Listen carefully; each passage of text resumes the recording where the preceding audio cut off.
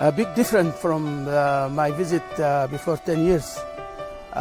We see new street, new facilities, new hospitals, new schools, and also new industrial zones, and also even the people are more happy than before.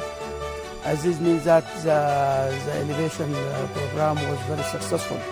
The minorities now getting much better, much economic help, and they are now